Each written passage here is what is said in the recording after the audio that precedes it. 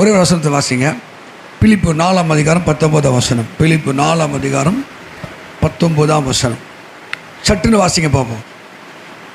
சட்டுன்ற போறீங்க. என் தேவன், அந்த வசனத்தை அப்படியே நல்லா காதலுக்கு, என் தேவன் தம்முடைய ஐஸ்வரியத்தின்படி உங்கள் குறைவெல்லாம் கிறிஸ்து இயேசுக்குள்ளே மகிமையிலே நிறைவாக்குவார். அல்லேலூயா. சரி, நம்ம ஆண்டவர் யாருன்னா நிறைவாக்குற தேவன். சொல்லுங்க. குறைய வைக்கிற ஆண்டவர் இல்லை. எல்லாத்தையும் நிறைவு தான். சோறு இல்லையா? ஓ நல்லா சாப்பிடு. கறி மீன் நல்லா அடி. அப்போ மீன் குறைஞ்சுதா? திராட்சை ரசம் குறைப்பட்டுச்சா? போ நிறைவாக சாப்பிடு. நம்ம ஆண்டவர் எல்லாவற்றையும் நிறைவாக்குற தேவன். இப்போ எப்படி ஒரு மனுஷனுடைய குறைவுகள் நிவர்த்தி செய்யப்படுகிறது? இது நான் வேறு ஆங்கிளில் நான் உங்களுக்கு சொல்கிறேன் பாருங்கள். ஒரு 4 பாயிண்டர் சொல்கிறேன். இது உங்கள் லைஃப்பை விட்டு எப்பயுமே மாறக்கூடாது. உங்கள் குறையிலேருந்து நீங்கள் நிறைவுக்கு வரணும். கிள்ளி கொடுக்கறதுலேருந்து அள்ளி கொடுக்குற அளவுக்கு ஒரு நிலைமை மாறணும் அப்படின்னா ஒரு 4 விஷயத்தை நீங்கள் எப்பயும் மறக்கக்கூடாது. 1, தேவனை தேடணும். சொல்லுங்கள். சொல்லிடு நல்ல. தேவனை தேடணும். தேடுறது என்ன? அது நிறைய விஷயத்தை தேடுறது. அதிகாலையில் தேடுறது, அந்திமதி சதியானத்தில் தேடுறது, ஜெபத்தில் தேடுறது. ஆமாவா? ஆண்டவர் சீக்கிங் த லார்ட் சொல்லுது. முதலாவது ராஜ்யத்தையும் தேடுங்கள். எவைகள்லாம் கீழே உண்ணவும் உடுக்கவும் உறங்கும் தருவார். அப்போ நம்ம எல்லாத்தையும் தேடுவோம். ஆனால் யாரை தான் தேட மாட்டோம்? தெய்வத்தை. நீங்கள் மனசை தொட்டு சொல்லுங்கள், ஒரு நாளைக்கு எத்தனை அவர் நீங்கள் தேடுறீங்க? ஓ தப்பாக சொல்கிறேன். எத்தனை நிமிஷம் தேடுறீங்க? பைபிள் சொல்லுது தேவனை தேடுற உணர்வு. கடவுளே இருக்கியா இல்லையாப்பா அப்படி சொல்கிறது கூட ஆள் இல்லையா. புலம்ப நேரங்குது, குறை பேச நேரங்குது, கண்ணீர் விட நேரங்குது, அழ நேரங்குது. ஆண்டவரை நம்பியிருக்கப்பா. நல்லா இருக்குது பாருங்க. கத்திரை தேளுக்கோ தொங்கி கடை பாட்டுக்கு என்று 2 மானை தேடுது. அதுதான் ஃபோட்டோவில் வந்துட்டுக்குது. நீ தேட நீயே வந்துடுவ ஃபோட்டோவில் அந்த மாதிரி ஃபோட்டோவில் இல்லை. அல்லேலூயா. ஆண்டவரை தேடுக்கு சொல்ல. எப்பா ராஜா எவ்வளோ நேரம் தேடினேன்? தெரியுதா? வித்தியாசம் தெரியுதா இல்லையா? தேடுறவனுக்கும் தேடாதவனுக்கும் சொல்கிறாரா ஆண்டவர். தேடுறவனுக்கும் தேடாத வித்தியாசம் இருக்கா? மல்கியா 3:18 இருக்குது. தேடுறவனுக்கும் தேடாதவனுக்கும். ஆவே உங்கள் குறைகள் எல்லாம் மகிமையிலே நிறைவாகணும்னா ஆண்டவரை தேடுங்க. இங்கே இந்த இடத்துல ஒரு நல்ல ஒரு அழகான ஒரு சம்பவம் இருக்குது. நீ காற்றையும் காணாம 2 ராஜாக்கள் 3ஆம் அதிகாரம் 17ஆம் வசனம். காற்றையும் மழையும் பள்ளத்தாக்கெல்லாம் நிரம்பும் குறைவு மாறும். ஆமாவா? அப்போ ஒரு வாய்ப்பே இல்லை. நான் வசதி ஆகிறதுக்கோ பணம் சம்பாதிக்கிறதுக்கோ கடனை மாற்றுவதற்கோ இந்த காரியங்களை செய்து முடிவதற்கோ ஒரு வாய்ப்பு இல்லை. இதுதான் ஆண்டவர். அங்கே தீர்க்கதரிசி எலிசா போல சொல்கிற வார்த்தை என்ன? நீ காற்றையும் காண மாட்ட, மழையும் பார்க்க மாட்ட, இந்த பள்ளத்தாக்கு எங்கும் தண்ணீரா நிரப்பப்படும். ஒரு நிரம்பி வழிகிற ஒரு பூரணமான ஒரு ஆசீர்வாதத்தை எப்போ சபை பெற்றுக்கொள்ளும். அதில் ஒரு சம்பவம். இங்கே இஸ்ரவேல் ராஜா கூப்பிட்றான். இந்த மோவாபு என்ன பண்ணுறான்? எனக்கு வரி செலுத்த மாட்டான், வாடா சண்டைக்கு போகலான்னு இஸ்ரவேலுக்கு கூப்பிட்றான். அவனை வந்துடுறான். ஏதேம் ராஜா அவனை வந்துடுறான். 3 ராஜா அப்படியே டகடான்னு போகிறான். 7 நாள் பயணம் போன உடனே போகிற இடத்துல தண்ணி இல்லை. உடனே அப்போது எவன் கூப்பிட்டானோ? யார் கூப்பிடுது? இஸ்ரவேல் ராஜா சொல்கிறான், ஆண்டவர் நம்ம 3 ராஜாக்களையும் மோவாப் கையில் விழும்படி கொண்டு வந்தாரோ. இந்த அழைச்சி வந்து யார் தான்? அவன் தான் அழைச்சி வந்தான். வாடா சண்டைக்கு போகலாம். எனக்கு கப்பம் கட்ட மாட்டான். எங்கள் அப்பா ஆகாப்பு இருக்கும்போது கொடுத்தான், இப்போ கொடுக்க மாட்டான். இப்போ அவன் வாங்கி மாற்றி சொல்லுது. நம்மளை சாகடிக்க ஒரு வேளை ஆண்டு வந்திருப்பாரோ. சில கிறுக்கு பசங்க புத்தியெலாம் அப்படி தான் இருக்கும். ஆண்டு ஏன் சோதிக்கிறாரு, ஏன் ஆண்ட பண்ணுறாரு, இப்படி பண்ணுறாரு. டேய் நீ தேடுறா. அப்போது இஸ்ரவேல் ராஜா சொல்கிறான், யூதா ராஜா சொல்கிறான், யோசபாத்து நாம் கர்த்தரிடத்தில் விசாரிப்போம். கர்த்தரிடத்தில் எந்த குறை வந்தாலும், நஷ்டம் வந்தாலும், கண்ணீர் வந்தாலும், எந்த ஜனம் தேவனிடத்தில் விசாரிக்கிறதோ குறையெல்லாம் நிறைவாக மாறும். அல்லேலூயா. நம்ம வாயில் என்ன பண்ணுறோம்? பைபிள் சொல்லுது, நீதிமொழி 14:23 சொல்லுது, சகல பிரயாசத்துக்கும் பிரயோஜனம் உண்டு. வாயின் பார்த்து சொல்லு, எனக்கு தெரியாது உனக்கு. வாயின் 14:23 நீதிமொழிகள். வாயின் வார்த்தை மட்டும், நான் இதை பண்ணுறேன் அதை பண்ணுறேன் வீடு கட்டுறேன் ஒன்னாடுகள். உருடிகளின் பேச்சோ. ஆமாம், கர்த்தரை தேடுறவனுக்கும் தேடாதவனுக்கும் ஒரு வித்தியாசத்தை தரப்போகிறார். சொல்லலூயா. அறிவில் குறைவாந்தா சொல்றா இல்லையா, உங்களுக்கு ஒருவன் ஞானத்திலே குறைவுள்ளனா இருந்தால் சம்பூர்ணமாக கொடுக்கறதுல கேட்கடவன். ஞானத்தில் குறைவா, அறிவில் குறைவா, ஆசீர்வாதத்தில் குறைவா, கேட்கும்போது அவர் கொடுக்கிறவராக இருக்கிறார். ஆமென். அங்கே 2 விஷயம் செய்யப்படுது. ஒன்று, எலியா சொல்கிறாரு, ஒரு சுரமண்டலவாதியக்காரனை கொண்டு வா. உங்கள் வாழ்க்கையில் குறை மாறினா, இந்த ஒரு பாயிண்ட்டை நான் சொல்லி முடிக்கிறேன். ஆமென். உங்கள் வாழ்க்கையில் குறைகள் மாறணும்னா அங்கே தேவனை ஆராதிங்க, நல்லா ஆராதிங்க. இந்த பாட்டு தோத்துரும். நீங்கள் வடநாட்டிலாம் போய் பாருங்கள், பொதுவாகவே அங்கே எல்லாமே அந்த கிராமத்தில் டோலாக்கு வச்சு வாசிக்கிறவங்க. நமக்கு வந்து மண்டக்கணம், செருக்கு, திமிரு, கையை தட்டாது, வாயை தராது, அப்படியே புளியார் மாதிரியே உட்காண்டிருக்கும். அப்படியே உட்காண்டிருக்கும். அது வாழ்க்கையில் பினி, சனி, அப்புறம் மினி எதுவுமே போவாது. ஏன்? ஆண்டவரை ஆராதிக்கும் வாயை திறந்து துடிக்கும் போது அர்ப்பணம் எடுக்கு. அப்புறம் அந்த இடத்துல நான் எப்படி தெரியும், எலிசா கூட போயிருப்பாருன்னு நினைக்கிறேன். டக்குன்னு கேட்குறாங்க, நம்ம கட்டடத்தில் விசாரிப்போம்னா இங்கே ஒருத்தர் இருக்கார். அப்போ அந்த இராணுவத்தில் யார் போய்க்கிறது? பாஸ்டரும் போயிருக்காரு, கூட ஊழியக்காரரும் போயிருக்கார். நீங்கள் ஊழியக்காரனோடு இந்த பயணிக்கிறவங்களுக்கும் பயணிக்காதவங்க நிறைய டிஃப்ரெண்ட் இருக்கும். ஊழியக்காரோடு மெர்ஜாகிறவங்க நல்லா இருப்பாங்க.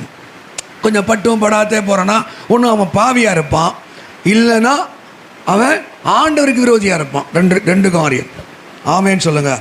பாஸ்டரோடு மிக்ஸ் ஆகாத எந்த இடத்துல பைபிள் எங்கேயும் ஒரு பிளஸ்ஸிங் இருக்கவே இருக்காது.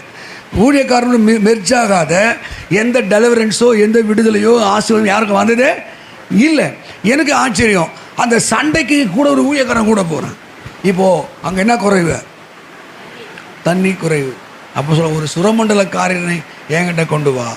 வந்து அவன் வாசித்தவனே கர்த்தருடைய கரம் எலிசா மேல் வந்ததாம். அப்போ எங்கெல்லாம் துதியும் ஸ்தோத்திரமும் ஆராதனை இருக்கிறதோ அங்கே முதலாவது கர்த்தர் குறைகளை மாற்றுகிறார். அல்லேலூயா. எப்போ ஐடியாலஜி வரும், எண்ணங்கள் எப்போ வரும், சிந்தை எப்போ மாறும், எப்போ புது யுக்திகள்லாம் உண்டாகும். இப்போது அவர் சொல்கிறாருங்க, ஜெபம் பண்ணிகிட்டே இருக்கும்போது சொல்கிறாடா, இவனை போய் பல்லெல்லாம் வெட்ட சொல்கிறான், வாய்க்காலை வெட்ட சொல்கிறான். எனக்கு அந்த சம்பவம் ரொம்ப பிடிக்கும். இப்போது உட்காந்துக்கிறீங்க இந்த 30 பேர் என்னென்ன, நீங்கள் ஒரு 18, 20, 21, 22, 23, 24, 26, 27, 28, 30, 33 பேர் இருக்கீங்க வச்சுங்களேன். இந்த 33 பேரில் 33 பேரும் பக்தி உள்ளவர்களானா கண்டிப்பாக கிடையாது. 33 பேருக்குள்ள ஆவியார் அசைவாடான கிடையாது. 33 பேரும் ஒரு வார்த்தை பாஸ்டர் சொன்னால் கீச்சு மூச்சு முறுமுறுப்பே கிடையாது. அப்படிலாம் கிடையாது. தலைக்கு முன்னாடி ஆமேன் உள்ளோ திட்டின்னு இருக்கும். இப்போ எலிசா சொல்கிறாரு, வாய்க்காலை வெட்டுங்கன்னு சொன்னோடனே, ஏய் பாஸ்டர் சொல்கிறாருடா, ஓய் வெட்டுடா, வெட்டியிருப்பான். பொட்டிக்கார பையன், இந்த ஆளுக்கு அறிவு தான் இல்லை. இந்த இடத்துல பள்ளம் வெட்டினா எப்படியா தண்ணி வரும்? இது வனாந்திரத்தில் போய் எப்படி போர் போட்டால் கூட வராது, அங்கே ஆறு வெட்டினா கூட வராது, வெட்டுறதுக்கும் நேரம் இல்லை. எப்படா நடக்கணும்? 10 பேர் இருக்குன்னா யோசித்துருப்போம். ஆமாவா இல்லையா? ஆனால் ஊழியக்கார் சொன்னதான் நடந்தது அங்கே. ஆமேன். எப்போ துதிக்கிறோமோ, தோத்திருக்கிறோமோ, ஆராதிக்கிறோமோ, அங்கே ஆவியானுடைய அசைவாடுதல் அங்கே வெளிப்படும். யுக்தி உண்டாகுது, அறிவு உண்டாகுது, திறமை உண்டாகுது. நீ ஆராதிக்க ஒப்பு கொடுக்கல, பாடலை, உன் வாய் அந்நிய பாஷை பேசலை, இன்னும் ஆவியில் நீ பலப்படலை. அப்போது விசுவாச அந்த மேகம் உனக்குள்ளே எழும்பாது. விசுவாச வாய்க்காலுக்கு மேகாது. அந்த இடத்துல நடந்த சமம் பாருங்கள். முதல் காரியம் அவங்க என்ன செஞ்சாங்க? ஆராதனை செஞ்சாங்க, துதி செஞ்சாங்க. ஆமாவா? எல்லாம் துதிச்சிருப்பாங்களா இல்லையா? எலிசா என்ன பண்ணியிருப்பார்? கண்டிப்பாக ஒரு பாட்டு பாடிப்பார். ஒரு மியூசிக் மட்டும் வாசிச்சு கம்மிட்டு வந்துருப்பார், ஒரு பாட்டு பாடியிருப்பார். எல்லாம் கைத்தட்டி இருப்பாங்க. எல்லாரும் கைத்தட்டி ஆராய்ச்சிருப்பாங்க. அங்கே துதி ஸ்தோத்திரம்து. 2வது கிரியை, நற்கிரியை. இப்போ கிரியை செஞ்சாங்களா இல்லையா? என்ன பண்ணாங்க? பள்ளங்களை வெட்டினாங்க. அது கூட தெரியல, பள்ளங்களை வெட்டினாங்க, போய் வெட்டினாங்க. கிரியை, அது விசுவாசம் செத்துது. ஆமாவா? அப்போ என்ன முயற்சி செய்கிற நீ? உன் குறைகள் மாறுவதற்கு, உன் தாழ்வான இடங்கள் நிறைவான இடமும் மாறுக்கு என்ன முயற்சி செய்கிற?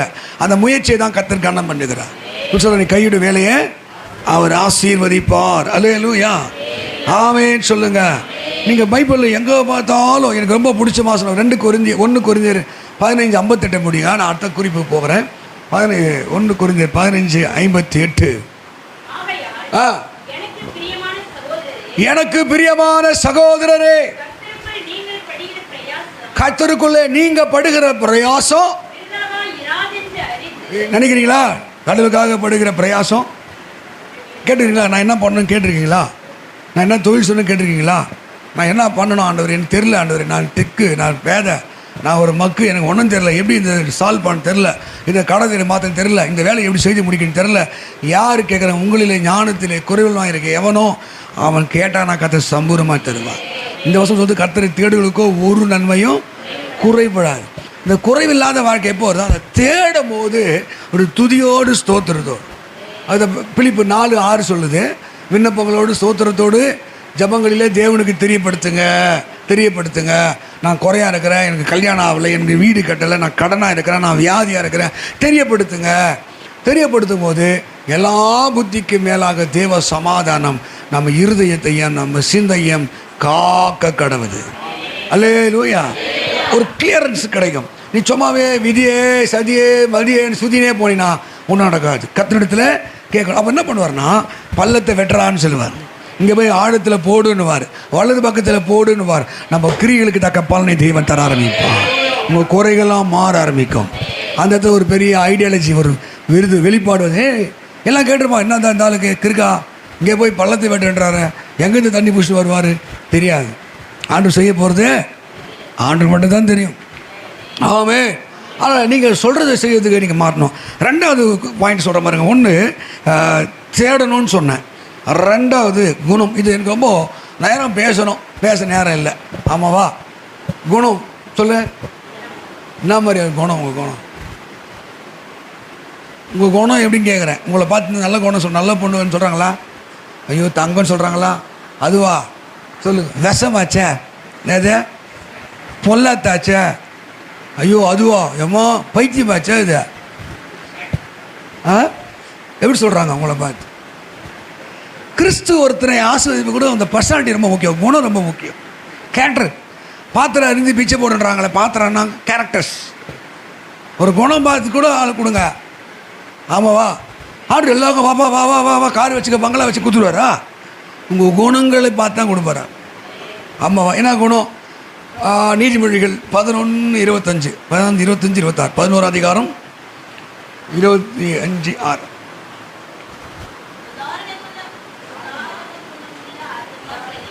உதாரண குணம்னா தனக்குன்னு இல்லாத ஒரு குணம், தனக்குன்னு செல்ஃபிஷ் இல்லாமல் ஒரு குணம். உதாரண குணம் உங்களுக்கே இருக்கா? இந்த தம்பி நீ சாப்பிட்றா, அவன் தட்டில் இருந்து புடுங்குறது, அடிச்சுக்கணு பிறல்து, நான் தான் நீ தான் நூத்தான். நீ வீட்டிலையே அப்படி கொடுக்குற குணம்லாம் வெளியே வரவே வாய்ப்பே கிடையாது. ஆமாம். அண்ணன் தம்பிக்கு ஒரே ஒரு உடம்பு ஃபிட்டு, ஏமா கவனி, சட்டை ஒரே மாதிரி சட்டை, அக்கா நீ போட்டுக்கா கொடுக்கா, நான் அப்புறம் போட்டுக்கிறேன், நீ கட்டிட்டு கொடு, நீ போட்டுட்டு கொடு. அப்படி ஒருத்தனா அவனுக்கு என்ன குணங்குது? பேய் குணங்கு தான் இல்லையா? என்ன குணம்? ஒரு மீன் எக்ஸ்ட்ரா போட்ட கறி அடிச்சு பிடிங்கி எனக்கு தான் உனக்கு தான் அப்படியே பிறண்டு அடிச்சு, அந்த குணம்லாம் என்ன குணம் கிடையாது. தேவன் விரும்புகிற ஆஸ்வதிக்கிற குணம் கிடையாது. உதாரண குணமுள்ள ஆத்மா செழிக்கும்.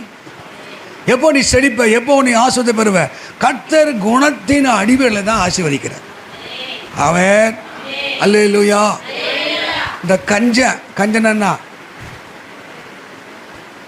பிசினி தொடன்னு போட்டு பைபிளில். பிசினி தொடனா, பிசினா ஒட்டிக்கிறது கம்மு. நீ கையில் என் கம்மை வச்சு நீ துட்டு வச்சுக்கிறேன், துட்டு வச்சு கம்மில் ஒட்டிக்கினேன், இந்தான்னு போடக்கூடாது, என்ன பண்ணாது என்னை விட்டு? அதுதான் பிசினி தானே ஒட்டிக்கும் வர்றா. ஆமாவா? உதாரண குணமுள்ள ஆத்மா செழிக்கும். நீ தண்ணி பாய்ச்சினா தான் உனக்கு தண்ணி பாய்ப்பான். நீ ஆண்டவருக்கு என்ன ஒரு கிளாஸ் தண்ணி கொடுத்தினா அங்கேருந்து ஒரு அண்டா தண்ணி வரும். கொடுகள் அப்போது கொடுக்கப்படும். இந்த காணிக்கை, இந்த தசமபாகம், ஊழியத்துக்கு கொடுக்கறது, ஏழைகள் கொடுக்கறது எல்லாமே ஏன் கணக்குப்படி ரிட்டன் எல்லாத்தையும் கத்திரி எழுதி வைத்திருக்கிறோம். அல்லேலூயா. பிசினி தானே பண்ணுறதுன்னா அப்புறம் 26, நீ தானியத்தை வீட்டில் தானியம் அரிசி வச்சுருக்கிற, பருப்பு வச்சுருக்கிற, காசு வச்சுக்கிற, கட்டி கட்டி வச்சுன்னு வச்சுக்க. டேய் எதுக்குடா உன் பணம்? பார் எத்தனை போய் டாக்டர் கொடுக்க போகிறான் பார், எத்தனை போய் போலீஸ்காரன் கொடுக்க போகிறான் பாருன்ட்டு சபிப்பாங்களாம். ஆமாவா? தானியத்தை கட்டுகிறவர். தானியம்னா பல விஷயம். தானியம்னா வசனம் சொல்லலாம், இயேசு சொல்லலாம், இல்லைன்னா நம்ம உண்மையாக வச்சுக்கிற அரிசி பருப்பு சொல்லலாம், இல்லை விதை நெல்லுன்னு சொல்லலாம். இதை கட்டி வச்சா ஜனங்கள் சபிப்பார்கள். ஆமென், அல்லேலூயா. அதுதான் சொன்ன உதாரண பைபிளில் நிறைய கண்டென்ட் இருக்குது. இதில் ஒரே ஒரு ஆள் யாருன்னா, இதே எலியாவுடைய லைஃப்பில் இந்த சாரிபாத் விதவை, இந்த 1 ராஜாக்கள் இருக்குது. எனக்கு ரொம்ப ரொம்ப ஆச்சரியம்னா, அப்படி ஒரு ஆச்சரியம். என்னடா குணம் ஆண்டு சொல்ல. 1 ராஜாக்கள் 17 சொல்கிறாரு, எலியாவுக்கு ரொம்ப கஷ்டம், எலியாவுக்கு சாப்பாட்டுக்கு வழி இல்லை. இப்போ எலியாவுக்கு சொல்கிறாரு, நீ சாரிபாத் என்ற ஊருக்கு போ. அவன் நினச்சிட்டான், ஓ ஒரு பெரிய பணக்காரி அங்கே இருப்பாங்க பொழுது, அவங்க எங்களை மாதிரி ஆள் அப்படி தானே, நீ போ, நான் வந்து அவங்களான்னு சொல்லிட்டு உங்களுக்கு கத்தரை கொடுப்பாரு சொல்லிட்டான். நம்ம நினைப்போம் ஒரு பெரிய ஆள் தான் போகுதுன்னு. சாரிபாத் என்ற ஊருக்கு போ, உன்னை போஷிக்கும்படி ஒரு விதவைக்கு நான் கட்டளையிட்டு இருக்கிறேன். ஆமாவா? ஆண்டுடைய டெக்னிக்கல் வேறு, ஆண்டுடைய சிந்தை வேறு, ஆண்டுடைய எண்ணம் வேறு, உன்னுடைய எண்ணம்னு சிந்தை வேறு. இப்படி தான் நம்ம பணக்காரன் ஆகிடுவோம், அப்படி தான் உயர்த்தப்படுவோம், இப்படி தான் நம்ம வசதி ஆகிடும், அப்படிலாம் கிடையாது. ஆண்டு ஒரு மனுஷனை உயர்த்தணும்னா எப்படின்னா உயர்த்துவா. இப்போ ஆண்டவர் என்ன சொல்கிற, எலியாவை பார்த்து சொல்கிறாரு, நீ போப்பா, போய் அங்கே சாரிபாத் என்ற விதவை ஆசீர்வதித்து அவங்கள போஷி பணக்கார ஆக்குன்னு சொல்லியிருந்தா போயிருப்பார் நினைக்கிறேன். போயிருப்பார் நான் நினைக்கிறேன், போயிருப்பார். அவனுக்கு ஆசையை தூண்டுறாரு, நீ போ, உன்னை போஷிக்கும்படி சாரிபாத் ஊரில் ஒரு விதவைக்கு கட்டிருக்கிறேன். போனால் அந்த அம்மா என்ன பண்ணுது, ஒரு ரொட்டி சுடுறதுக்கு 2 விறகு பொறுக்குது. அப்போ விறகு கூட இல்லை, 2 விறகு பொறுக்கிறதுக்கு கூட விறகு இல்லை, பொறுக்குது. போனோடனே, ஹலோ மேடம், சொல்லுங்கய்யா, குடிக்க ஒரு தண்ணி, அதுவாக 3 வருஷம் தண்ணி, நம்ம இப்போ தண்ணி கேட்கல, ஒரே ஒரு நாள் குழாயில் தண்ணி வரல வச்சுக்கையா, உங்கள் குணம் தெரியும், பேயா மாறிடுவீங்க. எனக்கு இல்லை, எனக்கு இல்லை, எனக்கு இல்லை, அடிச்சுக்கணும். ஒரு நாள் ஒரு அவர் லேட்டாக வரட்டுமே, பக்கத்து வீடு 3 அடிச்சுன்னு பெறலும். அங்கே போய் சொம்பு கிளாஸ் எல்லாம் ஊற்றி வச்சுட்டு விட நிற்கும் கால் பண்ணி. அதான் நம்ம லட்சணம். 3 வருஷம் மழை பெய்யல, எவ்வளோ தண்ணி வச்சுருந்தாங்க, என்ன பண்ணாங்கன்னு தெரில. அந்த ஊழியக்காரன் கேட்குறான், கொஞ்சோண்டு கூடிக்க தண்ணி கொடுன்ட்டு. சரிங்க ஐயா, அந்த நகருது. அடுத்த வாங்கிட்டு சொல்கிறாரு, என்ன பண்ணி சுடுகிற அடையில் முதல் அப்பத்தை எனக்கு கொடு. எதனா பேசியிருப்பாங்க நினைக்கிறீங்க? அங்கே பேசுன மாதிரி எதுவும் இல்லை. எதனா பேசியிருப்பாங்க, நம்மளால பேசியிருப்போம். இப்போ இந்த சர்ச்சை கட்டுறது தான் பார்த்தவங்க லட்சணங்கள். என்ன எனக்கே கஷ்டம், எனக்கே வருத்தம், எனக்கே இல்லை. நான் எவ்வளோ சொல்ல முடியும் நினைக்கிறீங்க நீங்கள்? 6 முறை சொல்ல போனேன். ஆமே, அல்லேலூயா. ஆமாவா? என்ன வசனம் சொல்லுது? உதாரண குணமுள்ள ஆத்துமா. சரி, நீங்கள் கிள்ளி கொடுத்தீங்கன்னா என்ன கொடுப்பார்? அள்ளி கொடுப்பாரா?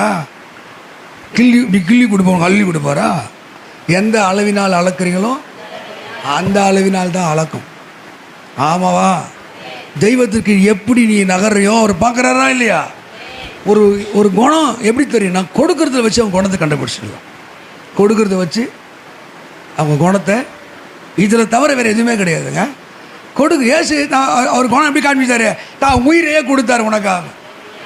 ஆமாவா? ஆனால் தான் தேவ அன்பு விலகினர். அப்போ கொடுக்குற விஷயம் அதான் சொன்ன முதல்ல கேரக்டர்ஸ். என்ன மாதிரி கேரக்டர்ஸ்? இந்த கை நிறைய கை இப்படி தான் காக்கும், இந்த கை இப்படி தான்.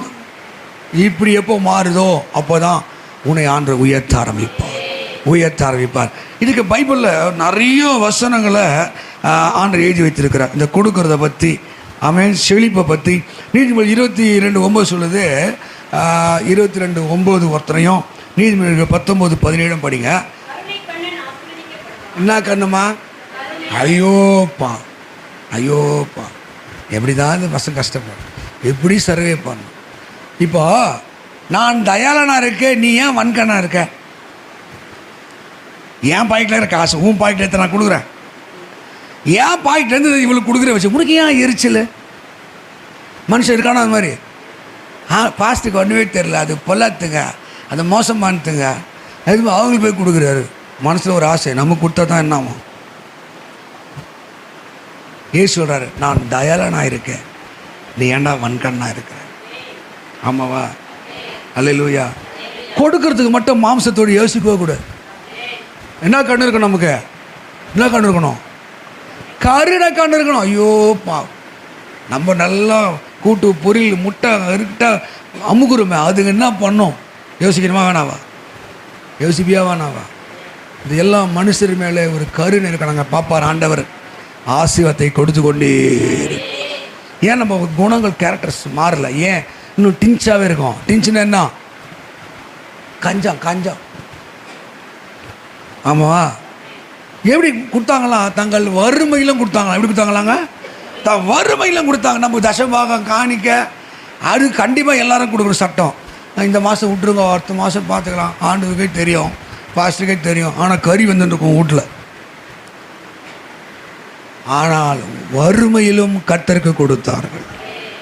இது பாஸ்டருக்கோ சர்ச்சுக்கோ யாருக்கோ, இது ஆண்டவர்களுடைய விதி. இதை நான் கடைப்பிடிக்கணும். இது ஆண்டவர் பார்க்குறாரு, எல்லாரையும் பார்க்குறாரு. சில ஆளெல்லாம் பார்க்குறேன், ஏழை சோத்துக்கு வழி இல்லாத அவங்களாம் தேவனுடைய ஊழியத்துக்கு அப்படியோ தாங்குவோம். கர்த்தருடைய ஆசீர்வாதம் தலைமையில் வந்துக்கிட்டே இருக்கும். ஆமாவா? 2 கொரிந்தியர் 9:9 படிங்களேன். ஒரு 4 வசனம் அதில் படிச்சிருங்க. 2 கொரிந்தியர் 9:9.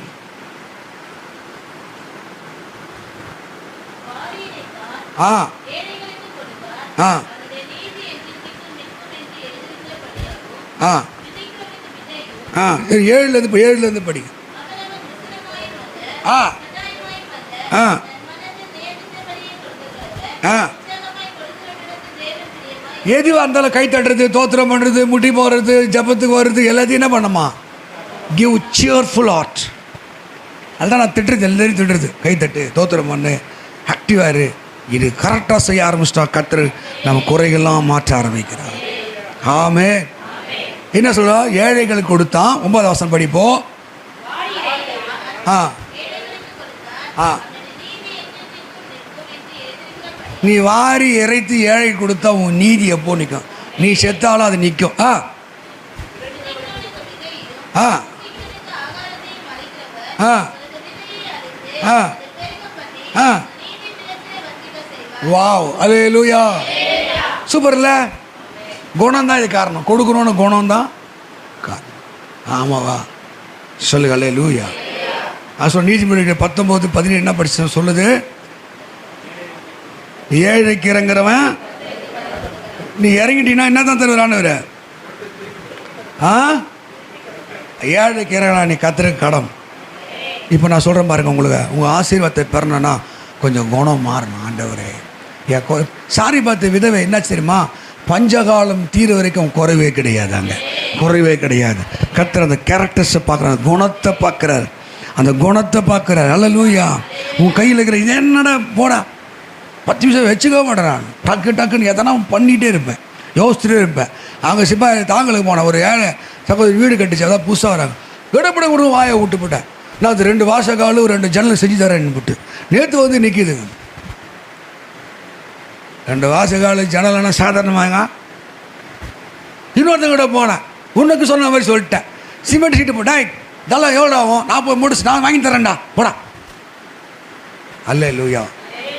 ஆமாம் ஆமே ஆமே. நீங்கள் அதில் ஜாலியை தெரியுமா? கொடுத்து பாருங்கள், அது ஒரு ஜாலி, அது ஒரு ஆசீர்வாதம். உங்கள் குறையெல்லாம் எப்போ கர்த்தர் மாற்றி வரணும். உதாரணம், குணமுள்ள ஆத்துமா. சரி, என்ன குணம் வேணும்? யோசிக்கவே கூட. என் பொண்டாட்டிக்கு இல்லையே, பிள்ளைக்கு இல்லையே, சோறு இல்லையே, முன்னா இப்போ போயேன், ஒரு நாள் தள்ளி கிடைக்க போகுது, அவள் தானே. ஆமாவா? have to change your behaviors, change your attitudes.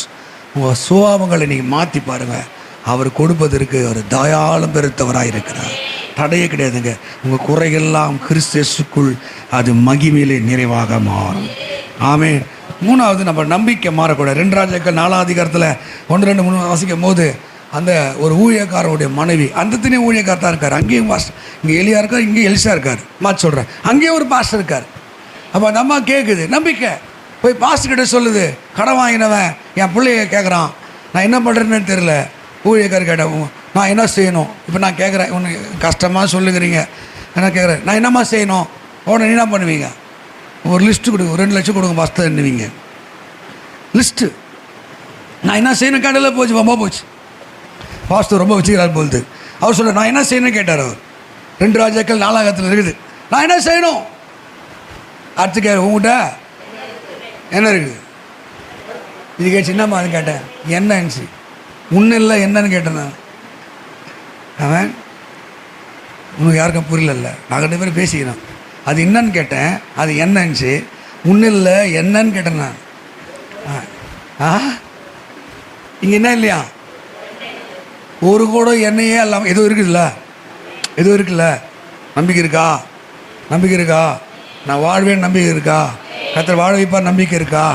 அந்த நம்பிக்கை தாங்க நீங்கள் வாழ்க்கையை மாற்றோம். நிறைய பேர் ஊழியக்காரன் நம்ப மாட்டேன், ஏன்னா நம்பினா இது வரைக்கும் கெட்டு போனதே கிடையாது. ஆமாவா? என்னை நம்பி இது வரைக்கும் ஐயோ இந்த ஆளாவில் நஷ்டப்பட்டுட்டேன் ஒரு பயிலும் சொல்ல முடியாது. நான் இருக்கிற இடத்துல கர்த்தர் ஆஸ்வதிப்பான். அவன் எலியா போய் நிற்கிறாராங்க, எலிசா போய் நிற்கிறார். நான் என்னம்மா உனக்கு செய்யணும்? அவன் சரி என்ன இருக்குது அவள் தாங்க. அங்கேருந்து ஒரு அற்புதம் நடக்க ஆரம்பிச்சது. அல்லேலூயா, அதிசயங்கள் நடக்க ஆரம்பித்தது.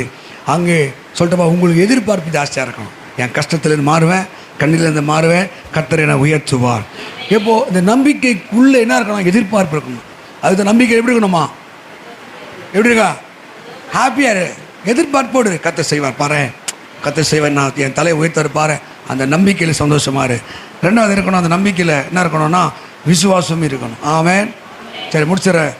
4வது கீழ்ப்படிதல். முதல் சொல்கிறேன், உங்கள் குறைகளெல்லாம் கிறிஸ்து இயேசுக்குள் மகிமை நிறைவாய் மாறணும்னா ஒன்று என்ன இருக்கணும்?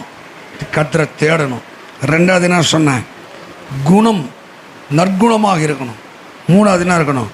நம்பிக்கை இருக்கணும். 4வது என்ன இருக்கணும்? கீழ்ப்படிதல் இருக்கணும். ஆமாவா?